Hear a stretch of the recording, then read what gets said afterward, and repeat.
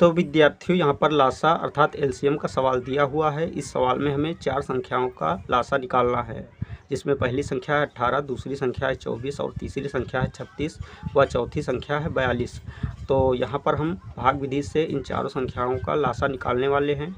तो इन चारों संख्याओं का लासा निकालने से पहले हम लासा व एलसीएम के फुल फॉर्म को समझ लेते हैं। तो लासा का फुल फॉर्म होता है अर्थात पूरा नाम होता है लघुत्तम समापवर्ती, और यहाँ पर एलसीएम का फुल फॉर्म होता है लोवेस्ट कॉमन मल्टीपल। तो चलिए हम इन चारों संख्याओं का भाग विधि से लासा निकालना सीख लेते हैं। तो विद्यार्थियों, इन चारों संख्याओं का भाग विधि से लासा निकालने के लिए सबसे पहले हमें इन चारों संख्याओं को सबसे छोटी अभाज्य संख्या अर्थात 2 से भाग देना होता है। तो यहाँ पर हम 2 लिख लेते हैं। 2 से 18 में भाग करते हैं तो भागफल 9 प्राप्त होता है। तो यहाँ पर संख्या 9 लिख लेते हैं। और 24 में जब 2 से भाग करते हैं तो भागफल 12 प्राप्त होता है। तो यहाँ पर संख्या 12 लिख लेते हैं। इसी तरह 36 में जब 2 से भाग करते हैं तो संख्या 18 प्राप्त हो जाती है। और 42 में जब 2 से भाग करते हैं तो संख्या 21 प्राप्त हो जाती है।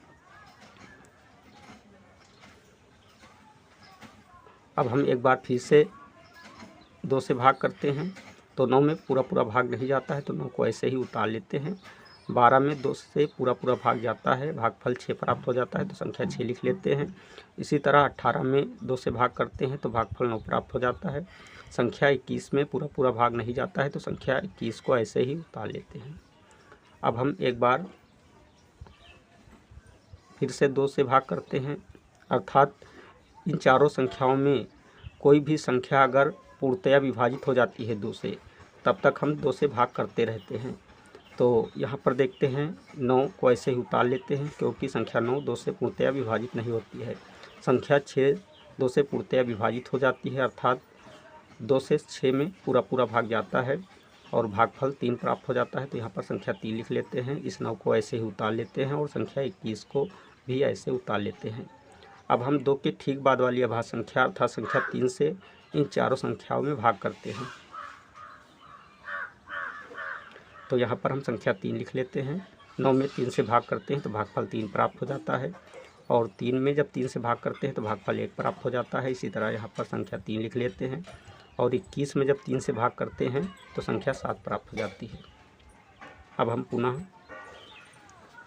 3 से भाग करते हैं तो यहाँ पर संख्या 1 प्राप्त हो जाती है और इसे को ऐसे ही उतार लेते हैं।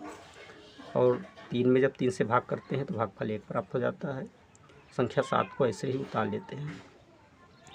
अब हम संख्या 7 से भाग करते हैं तो यहाँ पर संख्या 7 लिख लेते हैं। इस 1 को ऐसे ही उतार लेते हैं और इस 1 को भी और इस 1 को भी। संख्या 7 में जब 7 से भाग करते हैं तो भागफल 1 प्राप्त हो जाता है। अब यहाँ पर जो अभाज्य गुणनखंड प्राप्त हुए हैं, इन सभी अभाज्य गुणनखंडों का आपस में गुणा कर लेते हैं और जो भी गुणनफल प्राप्त होता है वही इन चारों संख्याओं का लासा या एलसीएम होता है। तो यहाँ पर हम लिख लेते हैं एलसीएम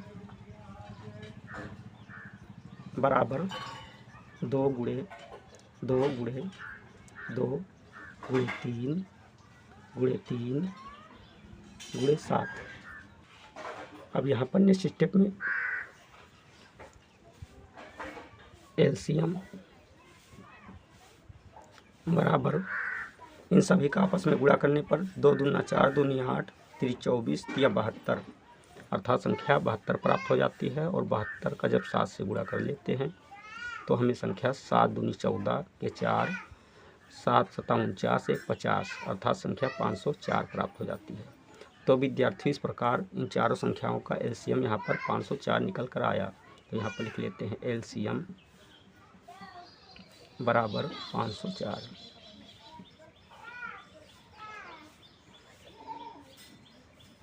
यही आंसर।